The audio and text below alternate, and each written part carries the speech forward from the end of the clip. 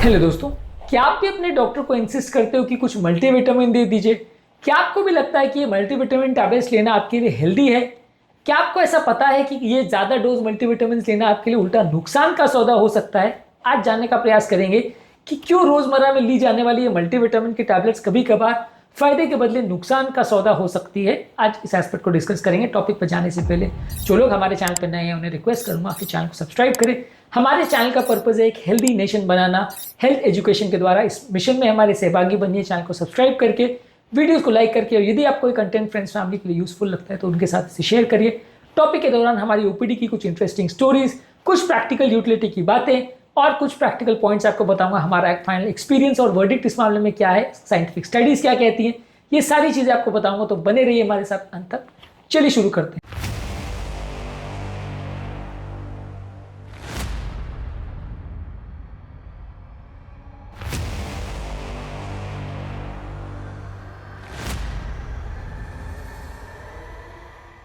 क्या आप भी बिना टेस्ट कराए मल्टीविटामिन लेते हैं? क्या आपके परिवार में कोई ऐसा है जो लंबे समय तक मल्टीविटामिन की गोलियों पर है? कमेंट सेक्शन में लिखकर हमें जरूर बताएं।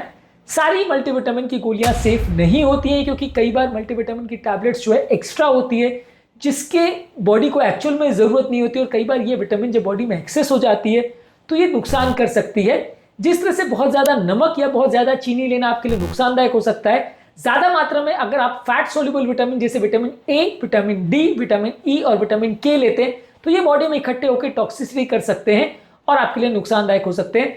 Journal of clinical and experimental hepatology में एक आर्टिकल पब्लिश हुआ था 2013 में, जहां पे बताया गया था कि long term vitamin A over consumption से लिवर डैमेज, हेयर लॉस और बोन थिनिंग हो सकती है।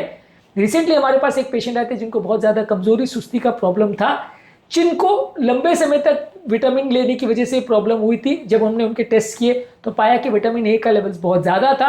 8-9 महीने से वो बिना किसी के पूछे ये दवाइयाँ ले रहे थे। उनको बहुत सारे विटामिन का ओवरडोज हो गया तो काफ़ी हाई डोज पर ले रहे थे। तो मोर हमेशा बेटर हो ऐसा ज़रूरी नहीं है। रेगुलर डोजिंग करना और रेगुलरली चेक करना ज़रूरी है।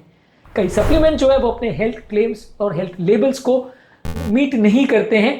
2018 में journal of American medical association में एक आर्टिकल पब्लिश हुआ था, जहां 776 सप्लीमेंट्स को असेस किया था और पाया गया था कि ऑलमोस्ट 80% लेबल्स जो अमेरिका में पाए गए थे वहां कंटामिनेंट ज्यादा थे और उसमें जो डोजेस थे वो कम ज्यादा थे जितना लिस्ट था उसके कंपैरिजन में।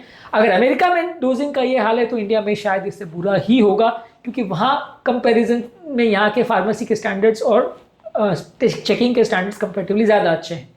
इसके अलावा विटामिन बी जो है आपके बॉडी को ओवर स्टिमुलेट भी कर सकता है। यदि आप हाई डोज विटामिन B6 या B12 लेते हैं तो एंजाइटी, टिंगलिंग, इंसोम्निया और चिड़चिड़ापन जैसी प्रॉब्लम्स हो सकती है। हाई डोज विटामिन B6 या B12 ये आपके लिए अच्छा नहीं है।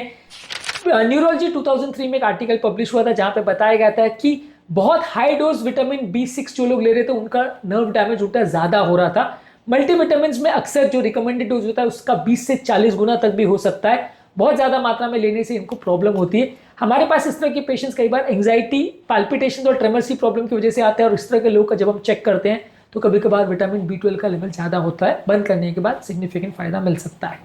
इसके अलावा कैल्शियम और आयरन अगर किसी सेम टैबलेट पे हो तो कैल्शियम और आयरन एक दूसरे की एब्जॉर्प्शन को अफेक्ट कर सकता है, जिसकी वजह से आपको कॉन्स्टिपेशन, नॉजिया और दोनों आयंस का अब्जॉर्प्शन ना हो, ऐसा हो सकता है। तो कई बार इस तरह के आयंस जो आप एक साथ लेते रहते हो तो वो आपस में एक दूसरे के साथ भी रिएक्शन कर सकते हैं। इसके अलावा सिंथेटिक और नेचुरल विटामिन में भी फर्क होता है। कई सिंथेटिक और कई नेचुरल कंपाउंड्स में अलग अलग अब्जॉर्प्शन का इफेक्ट हो सकता है। खासकर विटामिन मिथाइल फोलेट और विटामिन ई के केस में यहाँ पे सिंथेटिक और नेचुरल में अब्जॉर्प्शन के पैटर्न में सिग्निफिकेंट वेरिएशन देखा जा सकता है। 2006 में जर्नल ऑफ क्लिनिकल न्यूट्रिशन में एक आर्टिकल पब्लिश हुआ था जहां पेशेंट की बॉडी में अनमेटाबोलाइज्ड फोलिक एसिड पाया गया था सप्लीमेंट्स की वजह से, और ये लोगों की इम्यूनिटी को कॉम्प्रोमाइज कर सकता है और कैंसर के रिस्क को बढ़ा भी सकता है। तो ये बहुत अच्छी चीज नहीं है कि अगर बॉडी में एक्स्ट्रा मात्रा में बॉडी में पड़ा रहे तो। इसके अलावा अगर किसी व्यक्ति को लिवर या किडनी का प्रॉब्लम है तो वहां पर ये एक्सेसिव डोज मल्टीविटामिन का लेना फायदे के बदले अक्सर नुकसान भी कर सकता है। कभी कभार बहुत ज्यादा मात्रा में आप आयरन लेते हैं जिसकी अगर बॉडी में जरूरत नहीं तो कॉन्स्टिपेशन, नोजिया और ऑक्सीडेटिव स्ट्रेस हो सकता है। आयरन सप्लीमेंट लेने से कई बार लोगों का पेट खराब होना और इस तरह की प्रॉब्लम हो सकती है, तो अगर जरूरत है तो बिल्कुल लीजिए, अननेसेसरी उसको लेने से फायदा नहीं होगा। इसके अलावा कुछ विटामिन जो है वो बाकी सिस्टम्स के साथ भी इंटरफेयर कर सकते हैं, बाकी मेडिसिन के साथ भी इंटरफेयर कर सकते हैं। जैसे विटामिन के ब्लड थिनर मेडिसिन के काम को रोक सकता है। विटामिन सी जो है दूसरे मेडिसिन और आयरन के अब्जॉर्प्शन को अफेक्ट कर सकता है। तो अलग अलग विटामिन का बाकी चीज़ों में भी फर्क देखने को मिल सकता है।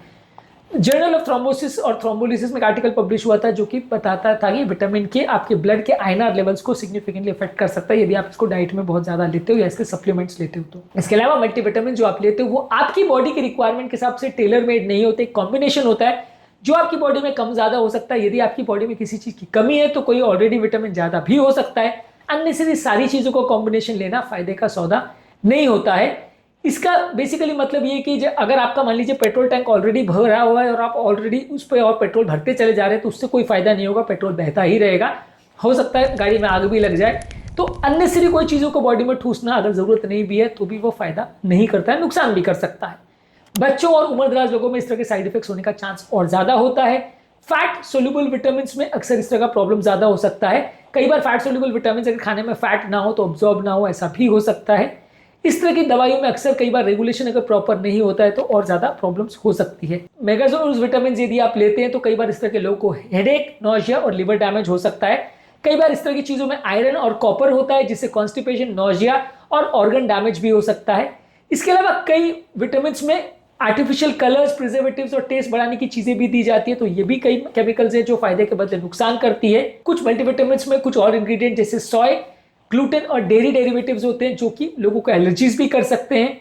इसके अलावा बहुत हाई डोज में यदि आप जिंक, विटामिन सी और बी कॉम्प्लेक्स लेते हैं तो पेट में दर्द, क्रैम्प्स और डायरिया की प्रॉब्लम हो सकती है। मल्टीविटामिन को यदि आप खाली पेट लेते हैं, खासकर बी ग्रुप के विटामिन को, तो पेट खराब हो सकता है। तो आपके परिवार में क्या कोई ऐसा व्यक्ति है जो मल्टीविटामिन ले रहा है? इस मामले में हमारा फाइनल वर्डिक्ट ये है कि हमेशा आपकी बॉडी में किस विटामिन की कमी है उसको चेक करके उसके बाद ही सप्लीमेंट्स लीजिए, और जितने टाइम तक कमी है उसको चेक करके उसके बाद बंद कर दीजिए। जब आपकी सप्लीमेंटेशन पूरी हो जाए फिर से थोड़े टाइम के बाद रीचेक कर सकते हैं यदि वापस कमी हो रही है। चीज़ों को यदि आप मील्स के द्वारा सप्लीमेंट करें तो ज़्यादा अच्छा है। अगर सप्लीमेंट्स की फिर भी ज़रूरत है तो आप ले सकते हैं, लेकिन बिना डॉक्टर को पूछे ये मल्टीविटामिन को लेना और ज़िंदगी भर लेना नुकसान का सौदा भी हो सकता है। और कई ऐसे साइड इफेक्ट्स भी कर सकता है जिसको आपको पता भी नहीं चलेगा किसकी वजह से हो रहे हैं, और आपके लिए ये बहुत बुरा डील हो सकता है। तो अगली बार जब आप अपने डॉक्टर को मल्टीविटामिन टैबलेट्स के लिए बोले तो हमेशा ध्यान रखिए कि ये चीज़ आपको फ़ायदा नहीं, कभी कभी नुकसान भी कर सकती है। ये चीज़ सिर्फ फ़ायदा करती है ऐसा ज़रूरी नहीं है। अगली बार जब आप न्यूट्रिशनल सप्लीमेंट्स खरीदें तो जानिए, समझिए कि आपकी बॉडी में इसकी रिक्वायरमेंट है या नहीं। उम्मीद करूंगा कि आज के टॉपिक में कुछ नई बातें जानने को मिली होगी। जो लोग हमारे चैनल पर नए हैं उन्हें रिक्वेस्ट करूंगा कि चैनल को सब्सक्राइब करें। हमारे चैनल का मकसद है लोगों को हेल्दी बनाना, हेल्थ एजुकेशन के द्वारा। इस मिशन में हमारे सहभागी बनिए, वीडियोस को शेयर करके, चैनल को सब्सक्राइब करके, और इस मामले में आपकी क्या राय है, क्या ओपिनियन है, कमेंट सेक्शन में लिखकर जरूर बताएं।